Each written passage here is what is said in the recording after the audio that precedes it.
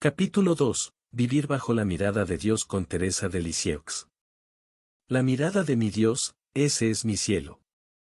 Importancia de la mirada en Teresa. Para Teresa del Niño Jesús, la mirada tiene una gran importancia. Todo puede decirse y comunicarse en una simple mirada cruzada. La mirada recíproca es la comunión más profunda y más rica que pueda darse, a veces ya en esta tierra, pero sobre todo sucederá eso en el reino. Cuántas cosas que decirnos. Aquí abajo la palabra es impotente, pero allí arriba, una sola mirada bastará para comprendernos. La mirada de amor que se cruza entre Teresa y Jesús es el corazón de su vida contemplativa. Mirada de Teresa a Jesús, mirada de fe, de esperanza, de amor, y más aún, mirada de Jesús a Teresa. Necesito la mirada de mi divino Salvador. Tu sola mirada hace mi felicidad. La mirada de Jesús es como el espacio del que Teresa tiene absoluta necesidad para vivir, para ser ella misma, para ser libre. Para no quedar atrapada por la mirada de los demás, o en la mirada que dirige a ella misma, como veremos más adelante. Esta mirada de Jesús no es una mirada que juzga, que acusa, que encierra, sino una mirada que libera, que anima. Una mirada de compasión y de misericordia. No alejarse nunca de la mirada de Jesús. Teresa ve por primera vez el mar en Trouville, lo que le produce una fuerte impresión. Yo tenía 6 o 7 años cuando papá nos llevó a Trouville. Nunca olvidaré la impresión que me produjo el mar, no podía dejar de mirarlo sin cesar, su majestad, el rugido de las olas, todo le hablaba a mi alma de la grandeza y del poder del buen Dios. Por la tarde, a la hora en que el sol parece bañarse en la inmensidad de las olas proyectando ante él un surco luminoso, iba a sentarme sola en una roca con Paulina. Contemplaba largo tiempo este surco luminoso, imagen de la gracia, alumbrando el camino que debe recorrer el pequeño velero de graciosa vela blanca. Junto a Paulina, tomé la decisión de no alejar nunca mi alma de la mirada de Jesús, para que ella navegue en paz hacia la patria celestial. Es muy hermosa la intuición de esta chiquilla, para vivir su vocación cristiana, para caminar de manera segura y en paz hacia el reino, es preciso que no se aparte nunca de la mirada de Jesús. La mirada divina. Hay diferentes aspectos en la mirada divina. Es la mirada del Creador sobre su criatura, mediante la cual la hace vivir. Es la mirada de ternura del Padre sobre su Hijo. Es también para Teresa, que se siente llamada a la vida religiosa, la mirada de Jesús, el esposo, sobre su esposa. Como se regocija el marido con su esposa, se regocija tu Dios contigo, declara el profeta Isaías. Vamos a pasar revista a diferentes características de la mirada divina, tal como podemos descubrirlas en las obras de nuestra santa. Es una mirada que da la vida, yo, pobre pequeño ser que volvería a la nada si tu divina mirada no me diese la vida en cada instante. Es una mirada que escoge, que distingue para elegir. Aquí está todo el misterio de la vocación. Recordemos en el Evangelio la mirada de amor de Jesús sobre el joven rico, y Jesús fijó en él su mirada y quedó prendado de él. Volvamos a leer el comienzo del manuscrito A, donde Teresa, por obediencia a su priora, comienza a redactar su autobiografía. Antes de tomar la pluma, me arrodillé ante la imagen de María, la que nos ha dado tantas pruebas de las maternales preferencias de la Reina del Cielo por nuestra familia. Le he suplicado que guíe mi mano para que no escriba una sola línea que no le agrade. Luego, abriendo el Santo Evangelio, mis ojos tropezaron con estas palabras: subiendo Jesús al monte, llamó a los que quiso, y fueron donde él estaba. Ese es, por cierto, el misterio de mi vocación, de toda mi vida entera, y sobre todo el misterio de los privilegios de Jesús para con mi alma. Él no llama a los que son dignos, sino a los que quiere o, como dice, por boca de San Pablo, tendré misericordia de quien tenga misericordia, y me apiadaré de quien me apiade. Teresa expresa a menudo este asombro ante la elección gratuita de Dios de su vida. Hablando de ella misma en tercera persona, dice, nada era capaz en ella de atraer las miradas divinas, solo su misericordia ha hecho todo lo que hay de bien en ella. Dios no llama a los que son dignos, sino a los que quiere, por pura misericordia, la mirada inefable de vuestro Hijo se ha dignado a bajarse sobre mi pobre alma. He buscado su rostro adorable y en él quiero esconderme. Ella quiere esconderse, refugiarse en esta gracia de la elección misericordiosa de Dios. Quedarse en este rostro donde se encuentra la fuente de su vocación y de toda gracia. Teresa está maravillada por el amor único que Dios tiene por cada uno, del mayor al menor. Así como el sol ilumina al mismo tiempo a los cedros y a cada florecilla como si ésta fuese la única sobre la tierra, así nuestro Señor se ocupa también particularmente de cada alma, como si no hubiese otras. Y así como en la naturaleza todas las estaciones están ordenadas para hacer brotar en el día adecuado la más humilde margarita, así también todo corresponde al bien de cada alma. La mirada de Dios es también una mirada que reviste de belleza. Teresa encontró en San Juan de la Cruz esta idea muy hermosa y fuerte que, con solo su mirada, Dios reviste de belleza a su criatura. En la estrofa 5 del Cántico Espiritual, San Juan se expresa así. Mil gracias derramando, pasó por estos sotos con presura, y yéndolos mirando con sola su figura, vestidos los dejó de hermosura. El santo místico comenta luego la estrofa de ese poema.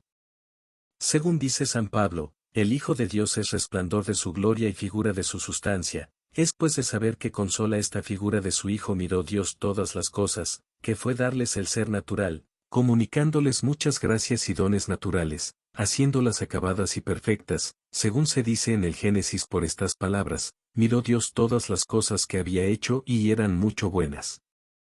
El mirarlas mucho buenas era hacerlas mucho buenas en el Verbo, su Hijo.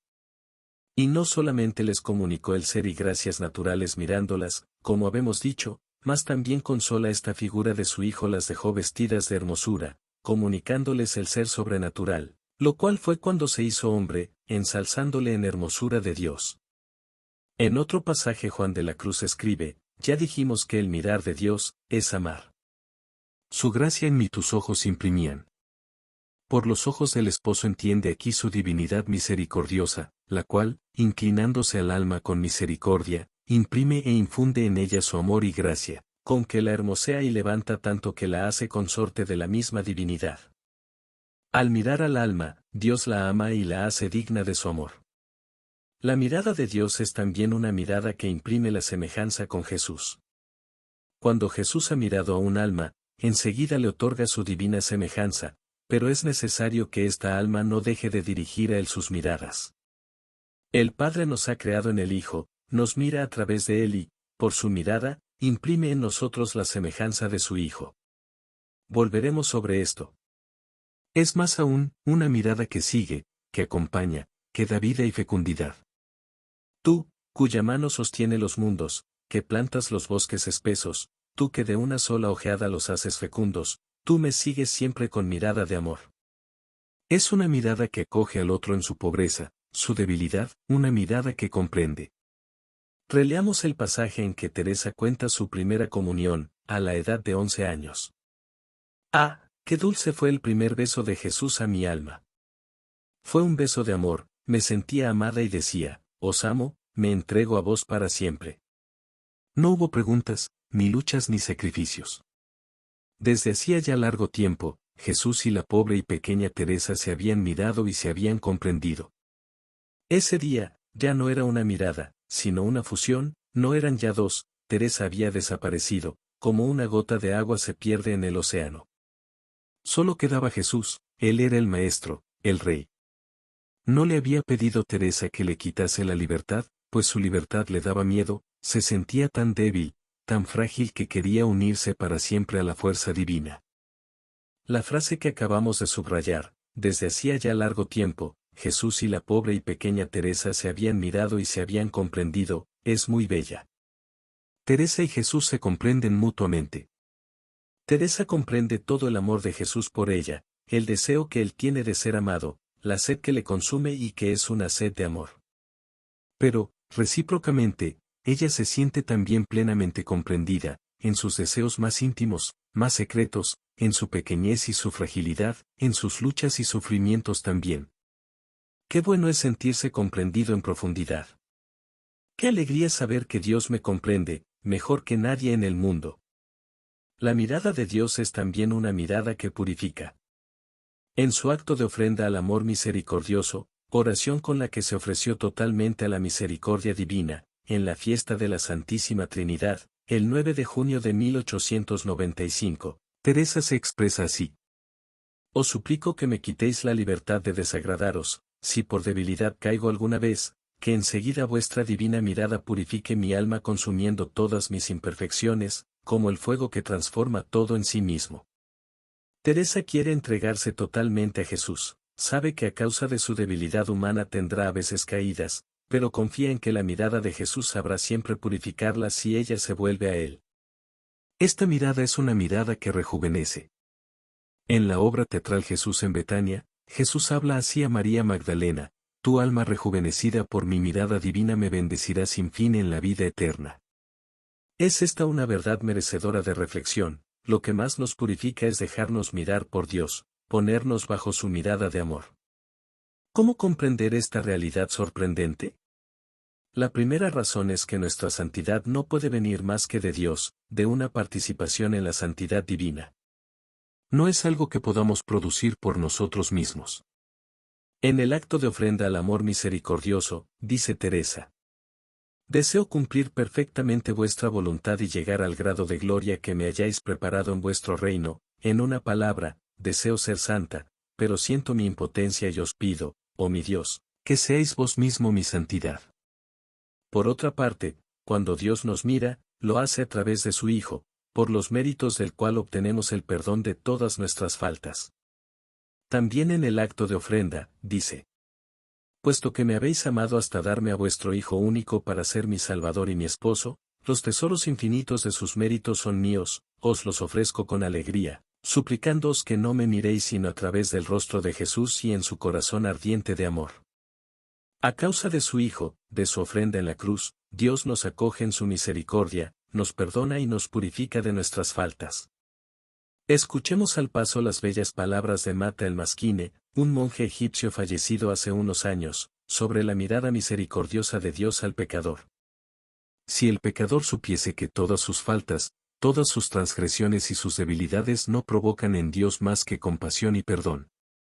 Si supiese que estas faltas no pueden, cualquiera sea su gravedad, acabar con su misericordia, ni impedir su amor un solo instante, el pecador no se agarraría a su pecado, no se contentaría con las tinieblas ni buscaría alejarse de Dios, esconderse como tras una pantalla para disimular su vergüenza y no ver el rostro del Altísimo, mientras éste se esfuerza en mostrarle su amor y llamarlo.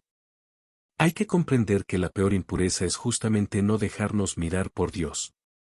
Huir de su mirada, alejarnos de Él, la falta de confianza en su amor y de esperanza en su misericordia. Replegarnos sobre nosotros mismos, mirarnos fuera de la mirada que Dios nos dirige. Estamos en una cultura terriblemente reflexiva, una cultura del espejo y del selfie. Pasamos mucho tiempo mirándonos a nosotros mismos, con complacencia o desprecio, según la ocasión, examinando nuestro look, preocupándonos de la imagen que damos a los demás. En lugar de mirar a Dios y dejarnos mirar por Él. No hay nada más impuro que esta actitud narcisista de estar pendiente de uno mismo continuamente. Es lo más opuesto al amor, que es donde sí queremos existir por nosotros mismos, en lugar de existir gracias a la mirada de Dios, pretendemos vivir a partir de nosotros mismos, y no recibirlo todo del don gratuito de Dios. Queremos ser nuestro propio centro, en lugar de hacer de Dios el único centro de nuestra vida. El centro del alma es Dios, dice San Juan de la Cruz. Además, la mirada de Jesús nos purifica, porque es una mirada de esperanza. Cuando nos mira, Jesús no considera tanto nuestras miserias, nuestras heridas, nuestras manchas humanas actuales como nuestra belleza profunda, el Hijo de Dios que hay en nosotros, la gloria y el esplendor que son ya nuestros. Sabe que todas nuestras deficiencias humanas son provisionales y que la labor de su gracia acabará un día con ellas, si creemos en su amor y nos exponemos a Él. Todos seremos transformados, en un abrir y cerrar de ojos, dice San Pablo. Dios nos ve ya en la gloria y se goza en nuestra futura hermosura, que para Él es presente. ¿Cómo el buen Dios que nos ama así puede soportar vernos sufrir aquí abajo?, se preguntaba un día Teresa. Su respuesta: porque Él nos ve ya en la gloria. A propósito de la mirada de Jesús citaré las hermosas palabras del Papa Francisco en su comentario del Evangelio de la vocación del publicano Mateo. Evoca la fuerza que tiene la mirada de Jesús para transformar a una persona. ¿Qué fuerza de amor tuvo la mirada de Jesús para movilizar a Mateo como lo hizo? ¿Qué fuerza han de haber tenido esos ojos para levantarlo? Sabemos que Mateo era un publicano, es decir, recaudaba impuestos de los judíos para dárselos a los romanos. Los publicanos eran mal vistos, incluso considerados pecadores, y por eso vivían apartados y despreciados de los demás. Con ellos no se podía comer, ni hablar, ni orar. Eran traidores para el pueblo, les sacaban a su gente para dárselo a los otros. Los publicanos pertenecían a esta categoría social. Y Jesús se detuvo, no pasó de largo precipitadamente, lo miró sin prisa, lo miró con paz. Lo miró con ojos de misericordia, lo miró como nadie lo había mirado antes. Y esa mirada abrió su corazón, lo hizo libre, lo sanó, le dio una esperanza, una nueva vida como a Zaqueo, a Bartimeo, a María Magdalena, a Pedro y también a cada uno de nosotros. Aunque no nos atrevemos a levantar los ojos al Señor, Él siempre nos mira primero. Es nuestra historia personal, al igual que muchos otros, cada uno de nosotros puede decir, yo también soy un pecador en el que Jesús puso su mirada. Los invito, que hoy en sus casas, o en la iglesia, cuando estén tranquilos, solos, hagan un momento de silencio para recordar con gratitud y alegría aquellas circunstancias, aquel momento en que la mirada misericordiosa de Dios se posó en nuestra vida. Su amor nos precede, su mirada se adelanta a nuestra necesidad. Él sabe ver más allá de las apariencias, más allá del pecado, más allá del fracaso o de la indignidad. Sabe ver más allá de la categoría social a la que podemos pertenecer. Él ve más allá de todo eso. Él ve esa dignidad de hijo, que todos tenemos, tal vez ensuciada por el pecado, pero siempre presente en el fondo de nuestra alma. Es nuestra dignidad de hijo. Él ha venido precisamente a buscar a todos aquellos que se sienten indignos de Dios, indignos de los demás. Dejémonos mirar por Jesús, dejemos que su mirada recorra nuestras calles, dejemos que su mirada nos devuelva la alegría, la esperanza, el gozo de la vida. Dejémonos mirar por Jesús. Esta es ciertamente la cosa más importante de nuestra vida. La mirada velada de Jesús. Vuestra mirada velada, ese es nuestro cielo, Jesús. Pasemos ahora a otro aspecto muy importante de la mirada divina en Teresa, la mirada velada de Jesús en su pasión. No olvidemos que su nombre completo en religión es Teresa del Niño Jesús y de la Santa Faz. Nuestra santa quedó muy marcada por la imagen del siervo sufriente de Isaías y por el misterio de la Santa Faz. He aquí, por ejemplo, en la obra teatral Los Ángeles en el Pesebre, la cita que ella hace del pasaje de Isaías. Él estaba sin belleza, sin figura, lo hemos visto. No tenía nada que atrajese las miradas y le hemos despreciado. Nos ha parecido un objeto de desprecio, el último de los hombres, un varón de dolores que sabe lo que es sufrir. Su rostro estaba como oculto. Parecía despreciable y no lo hemos reconocido. Lo hemos considerado como un leproso, como un hombre herido por Dios y humillado. En las últimas conversaciones, ella se expresa así. Estas palabras de Isaías, quien ha creído en su palabra. Él estaba sin belleza, etc. están en el fondo de mi devoción a la Santa Faz, o, por mejor decir, en el fondo de toda mi piedad. Yo también desearía estar sin belleza, sola pisando el vino en el lagar, desconocida de toda criatura. En la Santa Faz, Teresa contempla la revelación del amor infinito de Jesús. Jesús arde de amor por nosotros. Mira su faz adorable. Mira esos ojos apagados y bajos. Mira esas llagas. Mira la faz de Jesús. Ahí verás cómo nos ama. En el rostro doloroso y humillado de Jesús, se revela en efecto un intercambio de amor inusitado, el más bello de los hijos de los hombres ha sido desfigurado, su belleza está oculta, pues ha tomado sobre él todas nuestras manchas y nuestras debilidades, para permitirnos reencontrar nuestra belleza original y, mucho más aún, ser revestidos de la gloria divina. Ella ve ahí una llamada a recibir el sufrimiento y la humillación como una gracia, como un privilegio, pues nos hacen entrar en una comunión íntima con el corazón de Jesús. Las lágrimas con que está velada la mirada de Jesús son una invitación a consolarle, aceptando sufrir con él. Es también una invitación a que no busquemos brillar a los ojos de los hombres, sino a pasar ocultos con él. En lo secreto de tu presencia los ocultas, dice el Salmo 30. Déjame, Señor, ocultarme en tu rostro, dirá Teresa. Tu faz es mi sola riqueza, no pido nada más, ocultándome en ella sin cesar, me pareceré a ti, Jesús. Para vivir verdaderamente bajo la mirada de Dios, hay que aceptar quedar a veces oculto a la de los hombres. Destaquemos en particular cómo considera Teresa el sufrimiento de su padre en su enfermedad, terriblemente humillante para él y para toda la familia. Como consecuencia de una degeneración cerebral, M. Taylor ya ha perdido la cabeza y ha debido internársele en el Bonsoeuber de Caen, una casa de locos, como se decía en la época, donde pasará 3 años. Eso ha sido una prueba muy dolorosa para Teresa, tanto más porque las malas lenguas de Lisieux no se privaban de decir que el pobre señor Martín se había vuelto loco a causa de la entrada de todas sus hijas en la vida religiosa. En su enfermedad, había fases de lucidez en que era consciente de su estado. Lo aceptaba diciendo, en mi vida, no he conocido humillaciones, me hacía mucha falta una. La belleza del padre de Teresa quedó velada por la alteración psicológica, y no pudo estar presente en la profesión de ella. Quien había sido una imagen tan bella del padre es ahora configurado con el hijo sufriente. Teresa consideró esta prueba como un regalo, un detalle de Jesús, una mirada de la faz divina vino a probarlo por una elección gloriosa.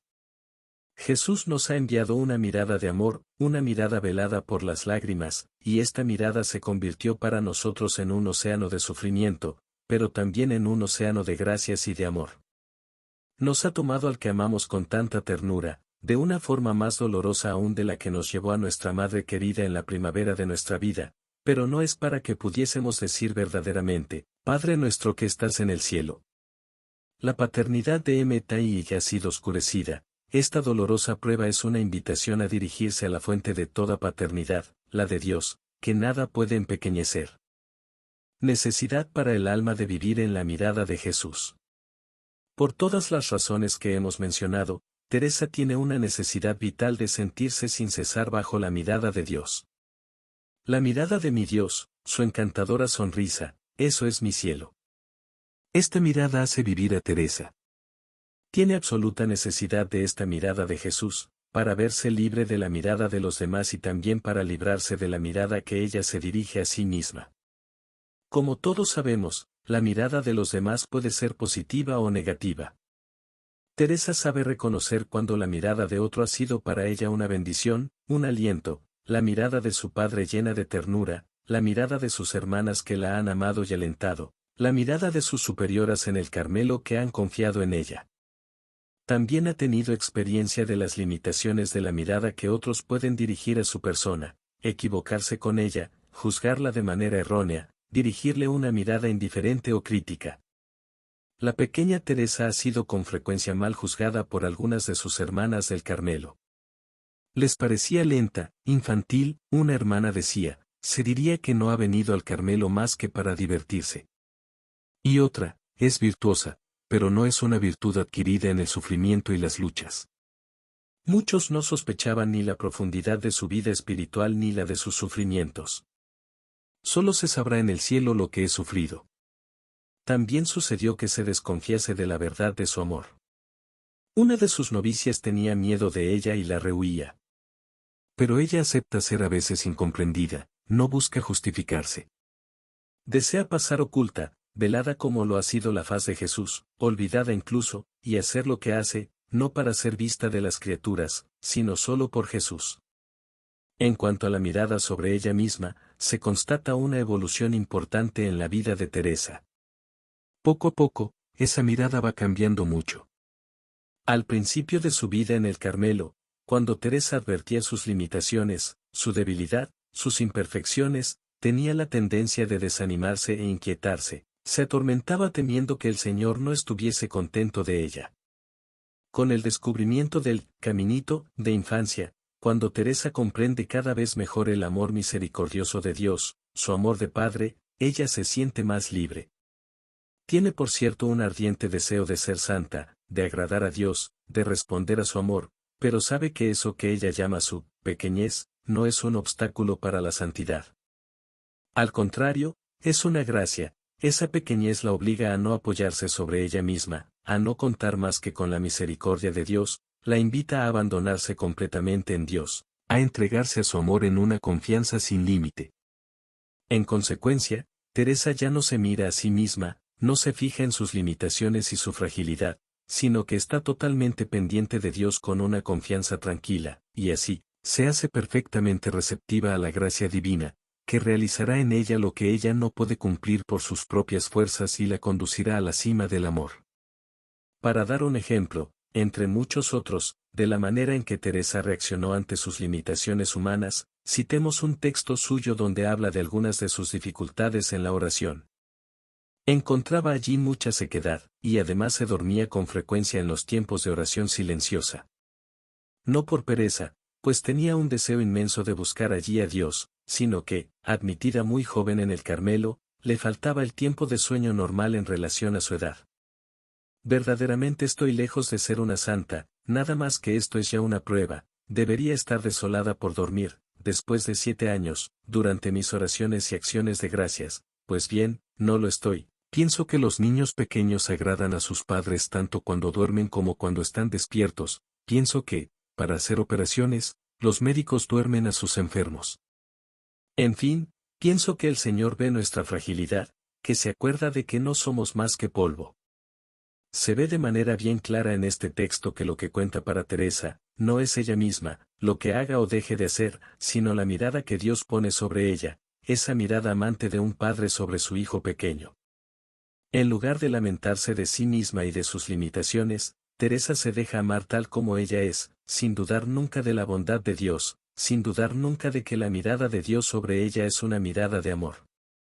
Eso le da una gran capacidad de aceptarse tal como es, y por tanto de olvidarse de sí misma completamente para ser toda receptiva al amor de Dios y toda entregada a los demás. Conclusión. En conclusión, pidamos esta gracia de vivir como Teresa en la mirada de Dios y de recibir todos los beneficios que hemos mencionado, acordándonos que se trata esencialmente de un acto de fe. Haremos ciertamente la experiencia sensible de esta mirada de ternura que nos hace libres, pero, a veces, no sentiremos nada. No nos limitemos a lo que sentimos y experimentamos, la acción de Dios es mucho más amplia y profunda que toda experiencia sensible. Se trata sobre todo de vivir de fe y, en este acto de fe, de acoger la mirada divina sobre nuestra persona y mantenernos bajo esta mirada con confianza. Hagámonos, en fin, esta pregunta: ¿qué mirada dirijo yo a los demás? Es como la mirada de Dios, una mirada que da la vida, libera, anima, una mirada de esperanza. O bien una mirada que juzga, que condena, que encierra al otro. Una simple mirada puede dar la vida, pero puede también dar la muerte.